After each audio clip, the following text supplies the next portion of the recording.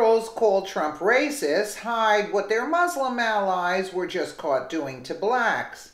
Rejecting debate and logic, the left resorts to labeling their opponents racist, bigots, and fascists in an effort to silence legitimate criticism of their policies. However, their most beloved and protected special interest group has just been caught exhibiting the most racist behavior imaginable, while their liberal allies scramble to cover for them.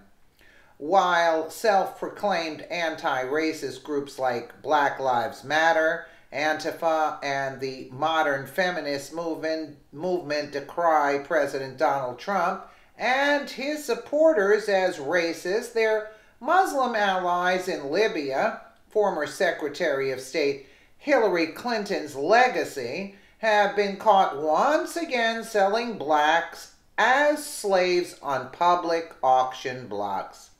See that? Too bad we can't sell some of the liberals on the public auction block to them.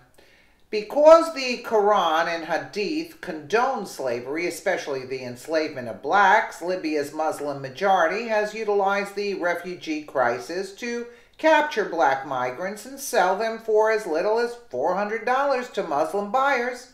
According to Newsweek, people smugglers lure in immigrants seeking to use Libya's port to cross the Mediterranean for Europe in order to abduct and sell off black Africans, as the Muslim world has done so since their prophet Muhammad first sold, traded, and enslaved blacks, who he considered to be inferior.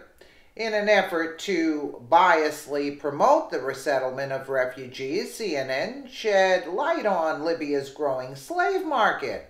However, the left-wing media outlet merely exposed the Muslims' world's history of slavery and Sharia law's worldwide violation of human rights. According to the investigation, cell phone footage showed African men being sold, offered as one of the big strong boys for farm work. In the Libyan capital of Tripoli, an auction was witnessed for a man whose price rose from $500 to $650. Some were sold for just $400, less than half the median weekly earnings of an American worker. Does anybody need a digger? This is a digger, a big, strong man. He'll dig, an auctioneer said. What am I bid? What am I bid? In today's age, right?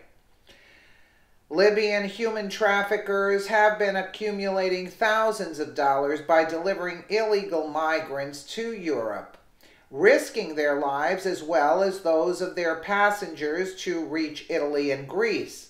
However, smugglers have discovered that they can make just as much money without making the life-threatening trek by selling off unsuspecting migrants who've come to them for help. Likewise, countries in the Middle East openly conduct slave auctions, despite many of the Muslim nationals legally prohibiting slavery only recently. In Iraq, blacks are referred to as abd, which means slave in Arabic. Additionally, the overall treatment of blacks by Arab Muslims is widely negative, as Africans are considered racially inferior.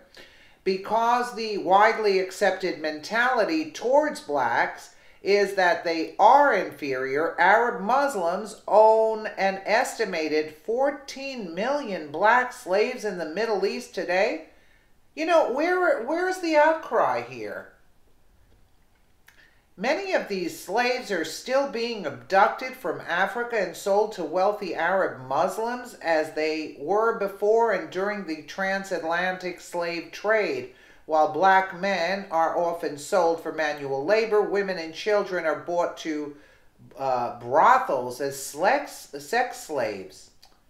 Of course, the liberal media pretends that this is a shocking new trend prompted by endless opportunities to take advantage of helpless refugees.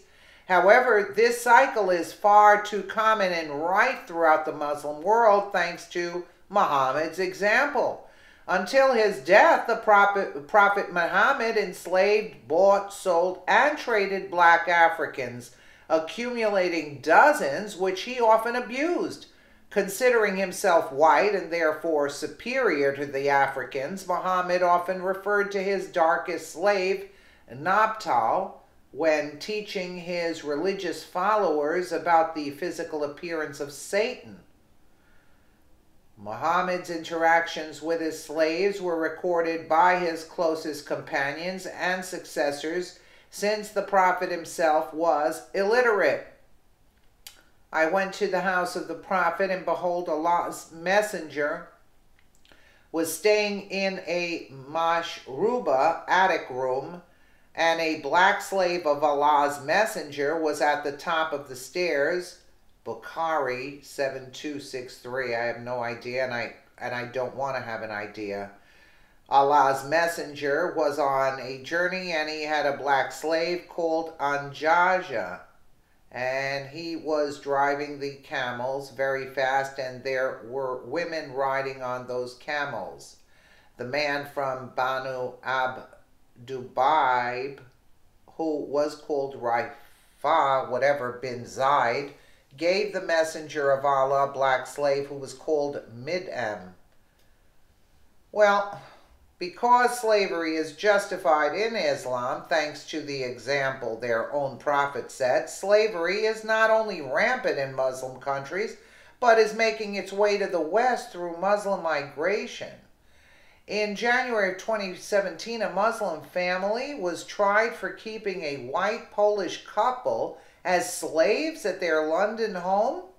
The couple was paid less than $5 a day, but charged double their salary, a common tactic used by Islamic slave owners to keep servants indebted. The couple was reportedly forced to serve the family from 7 a.m. to 10 p.m. and suffered immense physical and mental abuse. In February of 2016, Texas Judge Orlando Garcia ordered a Muslim couple to pay each of their slaves $60,000 in compensation and to be deported and permanently banned from America. Hassan al-Hamoud and Zainab al-Hosani were found guilty of enslaving Indonesian and Bangladeshi migrants and holding them against their will, because Muhammad, the only man allowed by Allah to interpret Islam, owned slaves and exhibited unapologetic racism.